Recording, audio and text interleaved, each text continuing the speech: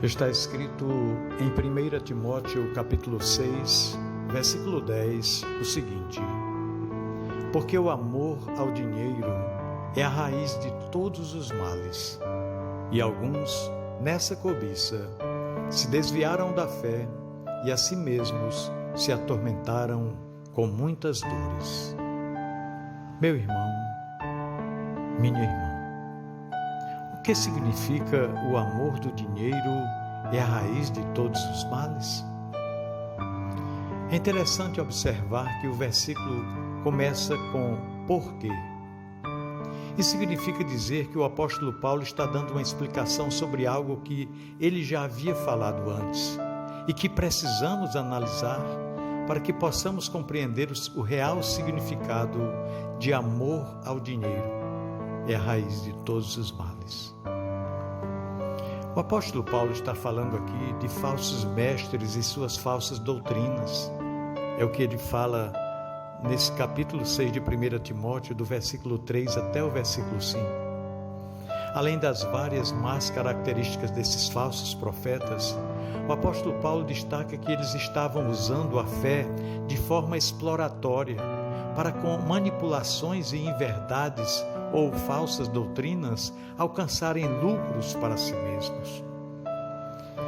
O apóstolo Paulo critica as atitudes deles, principalmente o foco de fazerem tudo com foco nas riquezas que poderiam conseguir.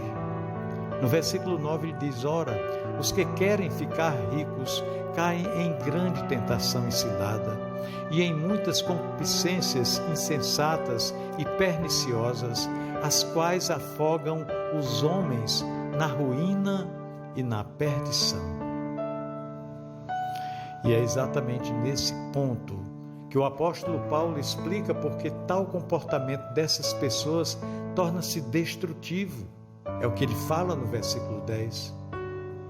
Fazer a obra de Deus com foco em lucro financeiro equivale a amar o dinheiro acima de Deus, o que naturalmente transforma o dinheiro em um Deus para aquela pessoa. Essa verdade ecoa das palavras de Jesus em Mateus 6,24, que diz: ninguém pode servir a dois senhores, porque ou há de aborrecer-se de um e amar ao outro, ou se devotará a um e desprezará o outro. Não podemos servir a Deus e às riquezas. É exatamente por isso que essa atitude se torna a raiz dos males, pois é dela que surgem diversos outros pecados, mas principalmente o pecado do abandono da fé no Deus verdadeiro, que é substituído pelo Deus dinheiro. Pois é, o amor ao dinheiro é a raiz de todos os males, hoje em dia também. Em um sentido mais amplo, o amor ao dinheiro ainda hoje e em todas as épocas faz pessoas agirem de forma contrária à vontade de Deus, tomando atitudes que Deus condena para conseguir o tão sonhado lucro. Um exemplo seria a corrupção que faz pessoas roubarem, dissimularem, matarem e realizarem toda sorte de atos pecaminosos para aumentar a sua quantidade de dinheiro e poder. O foco desse texto do apóstolo Paulo é justamente demonstrar o quão podre o ser humano pode ser quando torna o lucro o fim principal de sua vida, sem se importar com mais nada. E isso, em qualquer tempo da história, é muito triste. Empobrece o homem que foi criado imagem e semelhança de Deus. É importante frisar também que nós não temos aqui um amaldiçoamento do dinheiro em si. Não, o dinheiro em si é neutro. O que se faz com ele, por ele, é que indica o que ele representa para a pessoa, se será bênção ou maldição. Por exemplo, a Bíblia aprova o bom uso dos ganhos honestos. Em Eclesiastes 2, versículo 24, diz que nada há melhor para o homem do que comer, beber e fazer que a sua alma goze o bem do seu trabalho. No entanto, diz o escritor, vi também que isto vem da mão de Deus. Mas como já vimos nas palavras de Jesus, condena aqueles que tornam o dinheiro um Deus.